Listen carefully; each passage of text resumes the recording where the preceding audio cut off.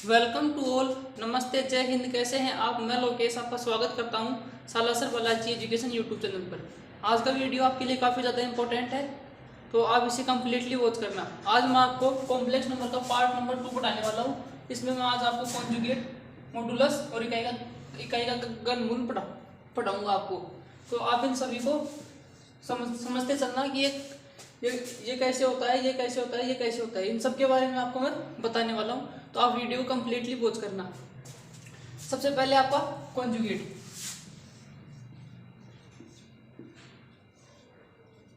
Conjugate यानी आपका सहयोगी होता है। जैसे आपके पास मैंने बताया आपका कॉम्प्लेक्स नंबर z बराबर x प्लस आयोटा होता है। यदि आपको बोल दें कि इसका सहयोगी निकालो, यानी इसको व्यक्त करते हैं अपने z बार से, तो इसका सहयोगी निकालेंगे z बार बराबर x माइनस का आयोटा y, यानी कि यहाँ का साइन चेंज हो जाता है। तो ये कॉन्जुगेट निकालने का तरीका हो गया। अब इसका एक एग्जांपल देखते हैं कि जैसे आपका एग्जांपल 1/3 प्लस में 4 आयोटा है का सहयोगी ज्ञात करें।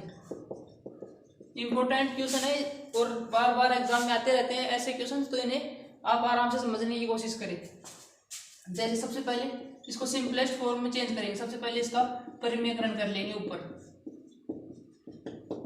3 माइनस का 4 आयोटा, नीचे a plus B, a minus B, यानी a स्क्वायर माइनस का b स्क्वायर, 3 का स्क्वायर माइनस b का स्क्वायर, यानी 4 आयोटा स्क्वायर। आयोटा स्क्वायर की वैल्यू आपकी माइनस का 1, तो यहाँ पर 3 माइनस का 4 आयोटा बट्टे में 7 हो जाएगा आपका।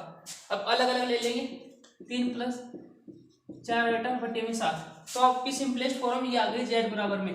अब मैंने बोला कि इसका सहयोगी ज्ञात करो, तो यहाँ पर इसका साइन चेंज करना होगा, 3 बट्टे में 7 प्लस 4 आयोटा बट्टे में 7, तो हमारा यहाँ पर राइट आंसर ये आ जाएगा। उम्मीद करता हूँ आपको ये सहयोगी समझ में आएगा। अब इसकी प्रॉपर्टी की ओर बढ़ता हूँ। प्रॉपर्टी जिसकी काफी ज्यादा इंपॉर्टेंट है और बार बार एग्जाम में पूछी गई है वहां से, तो आप उन्हें समझने की कोशिश करना।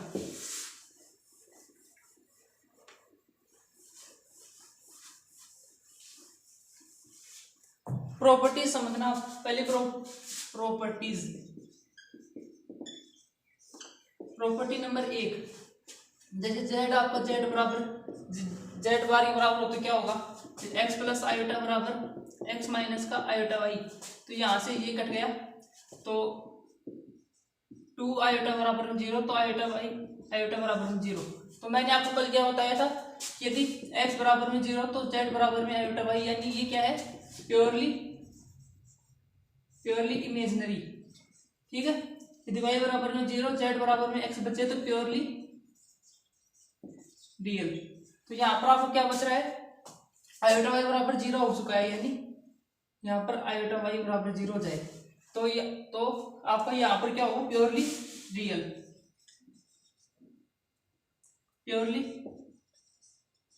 उम्मीद करता हूँ आपको ये कंडीशन समझ में आई होगी। नेक्स्ट कंडीशन की ओर बढ़ता हूँ कि ये एक प्रॉपर्टी हो चुकी है, दूसरी प्रॉपर्टी समझना, यानी यहाँ पर क्या आएगा आपका, प्योरली रियल। ठीक है, नेक्स्ट प्रॉपर्टी की ओर बढ़ता हूँ। ऐसे आ जाए तो क्या करेंगे, x प्लस में आयोटा y, फिर यहाँ पर आपका माइनस का x माइनस का आयोटा y, तो यहाँ पर अंदर जाएगा x प्लस में आयोटा y माइनस का x प्लस में आयोटा y, इससे ये कट गया, इधर आया 2x बराबर 0, तो x बराबर में 0, जो कि मैंने आपको कल बताया प्योरली इमेजिनरी। तो यहाँ पर लिखेंगे आपका प्योरली इमेजिनरी। आपको दो प्रॉपर्टी समझ में आएंगी। नेक्स्ट प्रॉपर्टी की ओर बढ़ रहा हूँ। तीसरी प्रॉपर्टी जैसे z1 z1 इनको तो जोड़ दिया आपस में, तो क्या होगा, x प्लस में आयोटा y x माइनस का आयोटा y, तो यहाँ से ये कट गया, तो यहाँ पर 2x बचा। अब इसको अपन क्या लिख सकते हैं, 2 real part of x।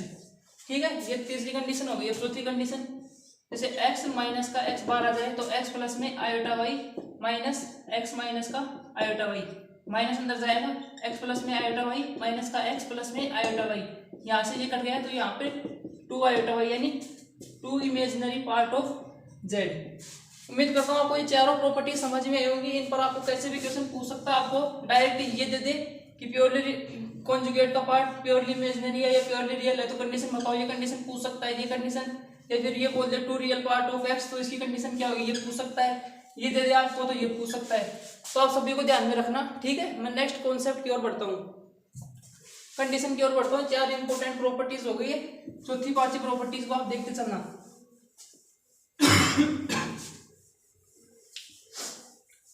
Sorry, पांचवी प्रॉपर्टी आपकी, जैसे आपका Z1 और Z बार इसके बराबर क्या होगा, तो इसको लिखते हैं x प्लस में आयोटा वाई, इसको लिखते हैं x माइनस का आयोटा वाई। तो ये आपस में मल्टीप्लाई होती है, a minus B A plus B, यानी ये आपका यहाँ पर हो जाएगा, ये आयोटा स्क्वायर मल्टीप्लाई होगा, आयोटा मल्टीप्लाई होकर आपका आयोटा स्क्वायर, फिर यहाँ पर माइनस आया तो ये प्लस हो गया। तो ये आपका आगे आने वाला है इस मॉडुलस के अंदर, यानी मॉडुलस बराबर होता है आपका Z बार अंडर रूट में एक्स स्क्वायर प्लस में वाई स्क्वायर, दोनों पक्षों में बराबर करोगे तो Z बार Z का स्क्वायर, ये मॉडुलस Z का स्क्वायर बराबर में एक्स प्लस वाई का स्क्वायर, तो इसके बराबर ये आ जाएगा। उम्मीद करता हूँ आपको ये प्रॉपर्टी भी समझ में आई होगी। नेक्स्ट प्रॉपर्टी की ओर बढ़ता हूँ। जैसे आपका Z बटे में Z बार हो तो इसको कैसे सोल्व करोगे, यानी x प्लस में आयोटा वाई बटे में x माइनस का आयोटा वाई। तो इसको लिख सकते हैं आप, अपन एग्जांपल समझेंगे इसका 3 माइनस का 4 आयोटा बटे में 3 माइनस का 4 आयोटा। तो इसको अपन परिमेयकरण करके भी सोल्व कर सकते हैं या फिर और कोई तरीके से भी कर सकते हैं, ठीक है। तो ये आप इसको सोल्व कर सकते हैं, यहाँ पर परिमेयकरण करोगे 3 प्लस में 4 आयोटा, 3 प्लस में 4 आयोटा, फिर ये मल्टीप्लाई होगा, फिर आप इसे सोल्व कर सकते हैं ऐसे। मैं नेक्स्ट प्रॉपर्टी की ओर बढ़ता हूँ। नेक्स्ट प्रॉपर्टी भी आपकी काफी ज्यादा इंपॉर्टेंट है, तो इसे भी समझते चलना। जैसे आपकी Z1 माइनस का Z ऐसे आ जाए तो इनको अलग अलग कर सकते हैं, ऐसे Z1 बार फिर Z2 बार, ठीक है। साथ ही प्रॉपर्टी आपकी Z1 माइनस का Z2 बार, फिर सभी के दोनों के ऊपर बार आ जाए तो Z1 माइनस का Z2, जैसे मल्टीप्लाई में हो Z1 बटे में Z2 का बार, तो इसको भी ऐसे अलग अलग कर Z1 का बार बटे में Z2 का बार। नौवीं प्रॉपर्टी आपकी, जैसे ऐसे आपको बार देके रखा हो तो आप इसको ऐसे सोल्व कर सकते हैं, पहले इसका बार निकाल ले फिर इसके ऊपर n लगा दे, दोनों सेम ही आएंगे। तो आपके पास 9 प्रॉपर्टी थी जो इंपॉर्टेंट थी, तो इन्हें सभी को आप ध्यान में रखना।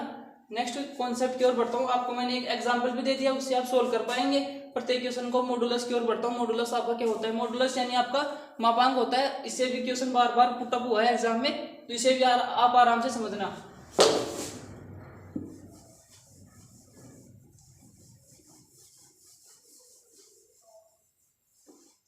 मॉडुलस दूसरा टॉपिक आपका मॉडुलस यानी आपका मापांक। मापांक जैसे z बराबर आपका x प्लस में आयोटा वाई देके रखा हो, z बराबर आपका x प्लस में आयोटा वाई हो तो दोनों, तो इसका मापांक निकालने के लिए z बार बराबर में आपका अंडर रूट में एक्स स्क्वायर प्लस में वाई स्क्वायर, ठीक है। एक्स स्क्वायर अंडर रूट में वाई स्क्वायर, से लिखने का तरीका होता है रियल पार्ट x का स्क्वायर प्लस में इमेजिनरी पार्ट ऑफ y का होल स्क्वायर। तो ये अलग अलग लिखने का तरीका होता है, तो आप इसको ऐसे भी लिख सकते हैं। अब एग्जाम्पल के बारे में बात करते हैं। एग्जाम्पल में क्या होने वाला है, आपका 4 एग्जाम्पल दूंगा जिनसे आपका कॉन्सेप्ट क्लियर हो जाएगा। जैसे 3 प्लस में 4 आयोटा, 3 माइनस से 4 आयोटा, ठीक है। यहाँ पे 4 एग्जाम्पल है। तो मैंने क्या बताया, रियल पार्ट का स्क्वायर प्लस इमेजिनरी पार्ट का स्क्वायर,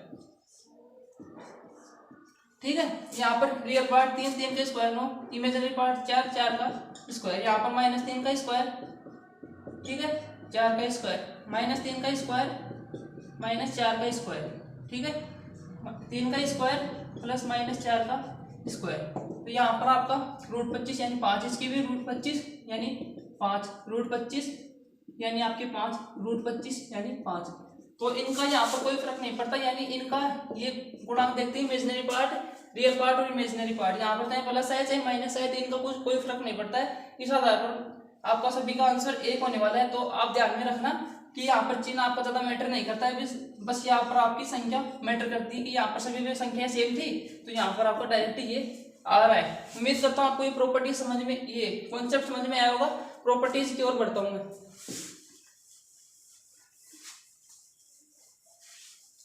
एक एग्जांपल देखिए आप, जैसे आपका a minus iota B c minus का आयोटा डी बटे में e plus iota f g plus में एक्स आयोटा जी। और इसका मापांक ज्ञात करें, यानी मॉडुलस कैसे निकालेंगे। तो मॉडुलस निकालने के लिए इसकी आपको प्रॉपर्टीज आनी चाहिए। प्रॉपर्टीज में आपको इसके बाद बता दूंगा, पहले आप इसको समझ सकते हैं। पहले प्रॉपर्टीज आपकी कुछ ऐसे है, इसकी प्रॉपर्टी पहले बता देता हूँ। जैसे Z1 Z2 ऐसे मल्टीप्लाई हो तो उनका अलग अलग निकाल सकते हैं, ठीक है। तो और इसको भी ऐसे बटे में हो तो भी अलग अलग कर सकते हैं। तो इनका सबसे पहले इसका a स्क्वायर b स्क्वायर, ठीक है, इसका भी c स्क्वायर d स्क्वायर, इसका e स्क्वायर f स्क्वायर, इसका g स्क्वायर h स्क्वायर। तो ये ऐसे निकाल सकते हैं अपन, ठीक है। ये इसकी एक एग्जांपल हो गया आपका। अभी इसकी प्रॉपर्टीज की ओर बढ़ता हूँ। इसकी प्रॉपर्टी कैसे होने वाली है। जैसे पहले प्रॉपर्टी आपकी कि z, मैंने बताया कि z ये इसके बराबर होता है, ठीक है। ये इंपॉर्टेंट है, इसे ध्यान में रखना क्योंकि यहाँ से एग्जाम में क्वेश्चन पुट हो सकता है। तीसरी कंडीशन आपकी, जैसे आपकी Z1 प्लस में Z2 अलग अलग निकाल सकते हैं, आप ऐसे सोल्व कर सकते हैं। तो तीसरी Z1 माइनस का Z2 Z1 माइनस Z2। यदि चौथी प्रॉपर्टी आपकी Z1 प्लस में Z2 मल्टीप्लाई में हो, ठीक है, तो इनको अलग अलग सोल्व कर सकते हैं। Z1 Z2 बटे में हो Z1 Z2, तो इनको भी आप अलग अलग कर सकते हैं। तो ये आपकी 5 प्रॉपर्टीज हो गई जो कि इंपॉर्टेंट थी। नेक्स्ट प्रॉपर्टी की ओर बढ़ता हूँ।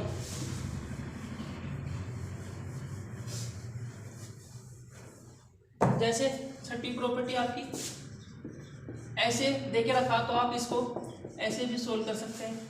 तो ये आपकी 6 प्रॉपर्टीज थी जो कि इंपॉर्टेंट थी। एक प्रॉपर्टी और है, उसको भी आप देखते चलना।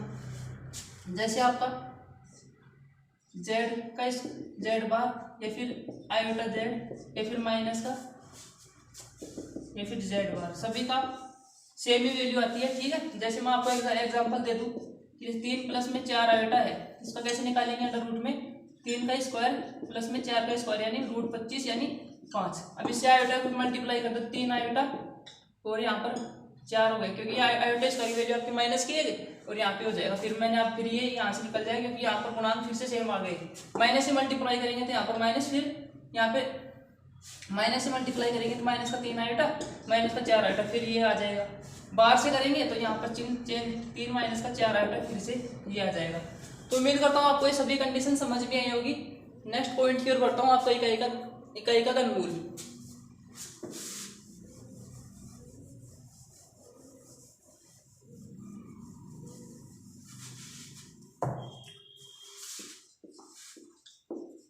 इकाई का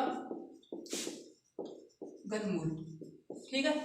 तो इकाई का घनमूल कैसे निकालते हैं। सबसे पहले जैसे आपका एक्स क्यूब बराबर में आपका 1 है, इसको इस साइड लेके आएंगे, एक्स क्यूब माइनस का 1 बराबर में 0, ठीक है। इसको इस साइड लेके आए एक्स क्यूब आपका माइनस का 1, तो यहाँ पर आपका सूत्र लगाऊंगा a क्यूब माइनस का b क्यूब। इसको एक को लिख सकते हैं अपन एक्स क्यूब माइनस का 1 का क्यूब बराबर में 0। इसका सूत्र होगा a cube minus b cube बराबर a माइनस का b a स्क्वायर प्लस में b स्क्वायर प्लस में ab, ठीक है। इसमें ये सूत्र लगने वाला है आपका x माइनस का 1 एक्स स्क्वायर प्लस में x प्लस 1 में 0 बराबर में 0। तो इससे अपन मान निकालने वाले आपका क्या आ गया था, x माइनस का 1 एक्स स्क्वायर, यह आपका आ चुका है, बराबर में 0 चल रहा है। तो इसको निकालेंगे तो x बराबर में 1, ठीक है। अब इसको सोल्व करेंगे तो यह आपका द्विघात समीकरण है,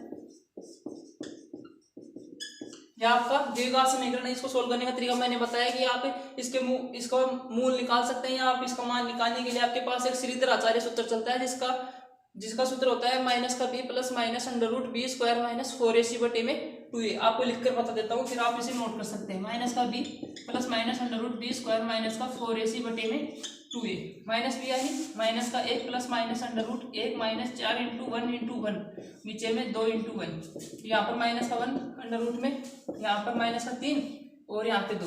अब इसको सोल्व करने का तरीका मैंने कल क्या बताया, इसको ऐसे लिख सकते हैं, इसको ऐसे लिख सकते हैं। इसकी वैल्यू आपकी आयोटा, ठीक है, आयोटा। तो इसको माइनस का 1 प्लस माइनस रूट 3 आयोटा बटे में 2। तो यह आपका एक, अब इसमें बीच में प्लस माइनस है तो इसको अलग अलग लिख सकते हैं। जैसे 3 प्लस में 3 बटे में 2, एक आपकी यहाँ पे माइनस ले सकते हैं अंडर रूट लेके बटे में 2, इसको आप अपन ओमेगा मानेंगे, इसको ओमेगा स्क्वायर। अब इनकी बात आगे करेंगे कि ओमेगा क्या होता है और ओमेगा स्क्वायर क्या होता है।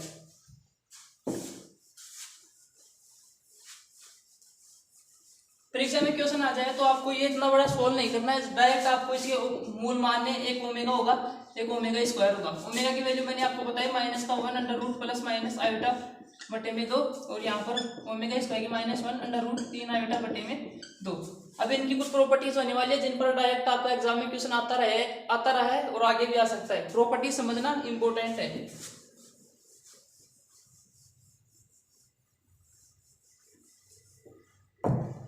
यदि आपको वीडियो अच्छी लग रही है तो वीडियो को लाइक करें व चैनल को सब्सक्राइब करें।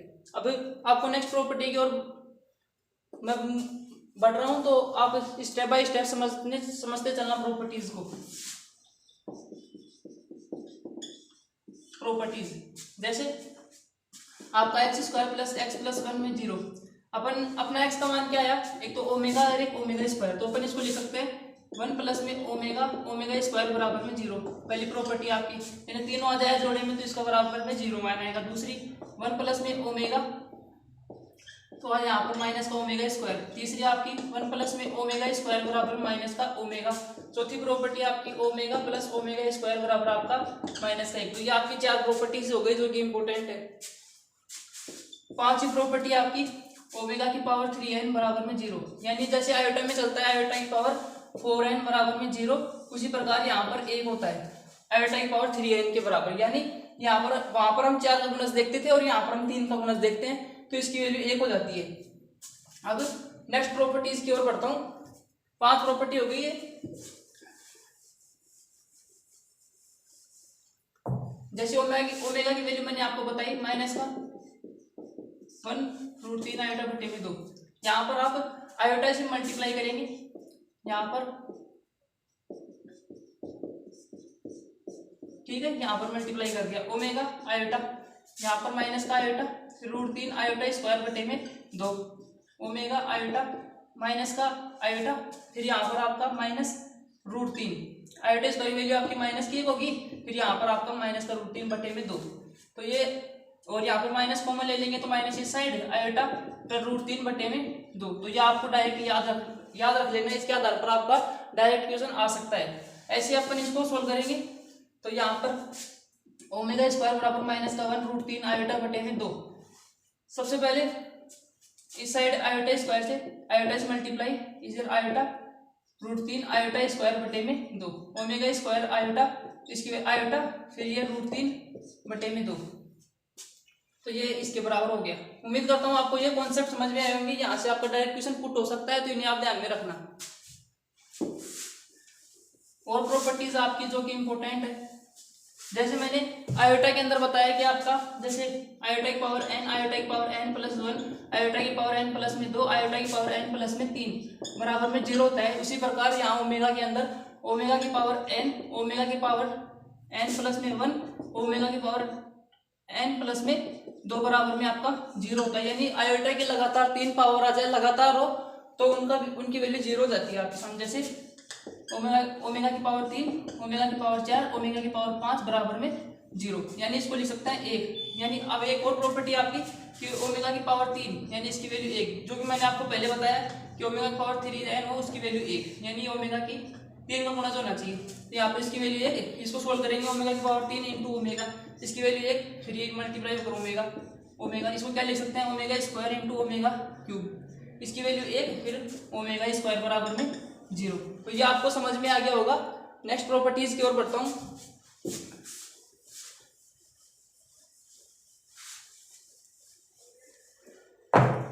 ये ओमेगा और ओमेगा स्क्वायर आपके समबाहु त्रिभुज के शीर्ष हो सकते हैं। जैसे समबाहु त्रिभुज का ये शीर्ष, यहाँ पर आपका ओमेगा, यहाँ पर ओमेगा स्क्वायर। अब ये यहाँ पर कैसे है -3 रूट 3 आयोटा बटे में 2, यानी यहाँ पर 1 माइनस का 1 प्लस का, यहाँ पर दोनों माइनस के, तो यहाँ पर -1 माइनस का रूट 3 आयोटा बटे में 2। तो और यहाँ पर प्रत्येक कोण आपका 60 डिग्री का होगा और ये समबाहु त्रिभुज के शीर्ष होते हैं। ठीक है, उम्मीद करता हूँ आपको ये प्रॉपर्टी समझ में आ गई होगी, ये इंपॉर्टेंट थी। अब इन पर एक एग्जांपल देखिए आप।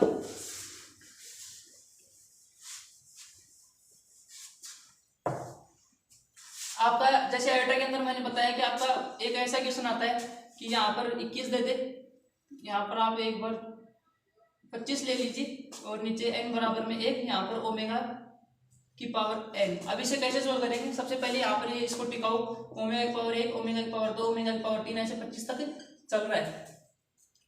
तो अब इसमें कैसे करेंगे? वही करेंगे, यहाँ पर आप 25 में वहां पर 3 का 4 का भाग लगा रहे थे, यहाँ पर हम 3 का भाग लगाएंगे। रिमाइंडर देखेंगे आपका कितना बचा, रिमाइंडर आपका 1 बचा। तो यहाँ पर किया तो शुरू से लास्ट से एक पद आप छोड़ दे, तो शुरू से अपन छोड़ देंगे, तो यहाँ पर ओमेगा और यहाँ पे इधर से छोड़ देंगे तो ओमेगा की पावर 25, फिर 3 का भाग लगाएंगे, एक शेष पर बचेगा फिर ओमेगा।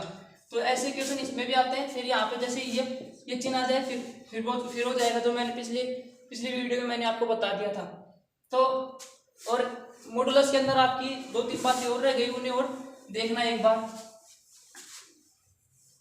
जैसे आपका मॉडुलस होता है z, वो ये 0 से बटा हो सकता है, ठीक है।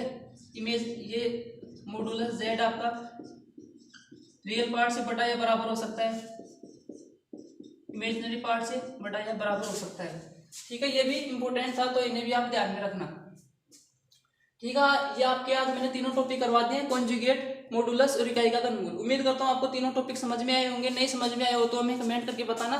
यदि आपको वीडियो अच्छी लगी है तो वीडियो को लाइक करें व चैनल को सब्सक्राइब करें। जय हिंद।